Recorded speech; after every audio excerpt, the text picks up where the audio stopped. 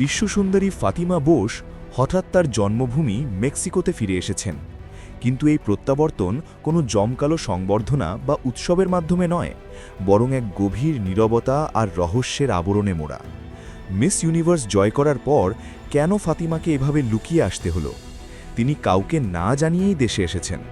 এর আগে তিনি আমেরিকান স্প্যানিশ ভাষার টিভি নেটওয়ার্ক টেলিমুন্ডোর একটি সাক্ষাৎকার মাঝপথে ছেড়ে চলে আসেন এবং তার নির্ধারিত উপস্থিতি বাতিল করেন। অনেকের কাছে এটি তার সদ্য পাওয়া বিশ্বজয়ের সঙ্গে একেবারেই বেমানান, একজন রানীর জন্য অযোগ্য প্রত্যাবর্তন। ফাতিমা যখন দেখলেন যে কুখ্যাত টেলিমুন্ডোর সাংবাদিকরা তার পিছু নিয়ে মেক্সিকো পর্যন্ত এসেছেন, তখনই নাটকীয়তা শুরু। মেক্সিকোতে পৌঁছে ফাতিমা দ্রুত পদক্ষেপ নেন। তিনি মুকুট পরেননি, বরং মেক্সিকান এই সুন্দরী রানী তার আগমনকালে একটি সাদা বেসবল ক্যাপ এবং হুডি সোয়েটার দিয়ে মাথা ঢেকে রেখেছিলেন। সঙ্গে ছিল কালো চশমা এবং কানে ছিল ইয়ারমাফস। কোনো জমকালো গাউন নয়, তিনি পরেছিলেন একটি সাধারণ টি-শার্ট এবং জিন্স। তার সাথে ছিলেন মাত্র দুজন কর্মী। স্বাভাবিক ঘরোয়া সংবর্ধনার পরিবর্তে তাকে অভ্যর্থনা জানান সংবাদকর্মীরা। ফাতিমা বোস তাদের সম্পূর্ণরূপে উপেক্ষা করে শান্তভাবে হেঁটে এগিয়ে যান এবং অনুরোধ করেন যে তাকে অন্য গেট দিয়ে বের করে দেওয়া হোক, কারণ তিনি বিশ্বাস করেন সত্যিকারের সম্মানের জন্য ক্যামেরার সামনে নিজেকে রক্ষা করার প্রয়োজন নেই। সংবাদকর্মীদের একজন যখন বিতর্কিত বিষয়ে বিবৃতি জানতে চাইলেন, তখন ফাতিমা অপেক্ষায় থাকা গাড়ির দিকে যাওয়ার সময় স্প্যানিশে শুধু বললেন, এই বিষয়ে আমার কিছু বলার নেই, দিনটি শুভ হোক।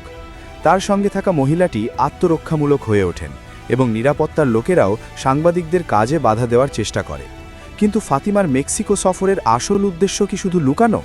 না, ফাতিমার প্রথম গন্তব্য ছিল তাবাস্কোর একটি শিশুদের হাসপাতাল। তিনি শিশুদের জন্য প্রচুর পরিমাণে দাতব্য সামগ্রী সরবরাহ করার পরিকল্পনা নিয়েই মেক্সিকোতে পা দিয়েছেন। তিনি পরিষ্কারভাবে জানিয়ে দেন যে এটি তার আনুষ্ঠানিক অভ্যর্থনা নয়, তিনি কেবল কিছু কাজ ঠিক করতে গোপনে মেক্সিকো এসেছিলেন। তিনি আরও যোগ করেন যে তিনি এখনও গর্বিত এবং অনেক দায়িত্বশীল।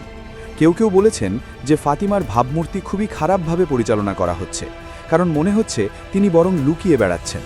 কত পার্থক্য হতো যদি তিনি দর্শনীয়ভাবে মেক্সিকোতে আসতেন, সাক্ষাৎকার দিতেন, হাসি মুখে কথা বলতেন আর সুন্দরভাবে বলতেন, আমার লুকোনোর কিছু নেই, আমার ভয় পাওয়ার কিছু নেই এবং আমার হাত নোংরা নয়। বাস্তবতা হলো, সারা বিশ্ব আলোচনা করছে যে মিস ইউনিভার্সের মুকুটটি দুর্নীতির কলঙ্কে কলঙ্কিত। কিন্তু বিশ্বসুন্দরী ফাতিমার শুভাকাঙ্ক্ষীদের মতে এই মেয়েটি সত্যিই জেতার যোগ্য এবং তার লুকিয়ে থাকার দরকার নেই।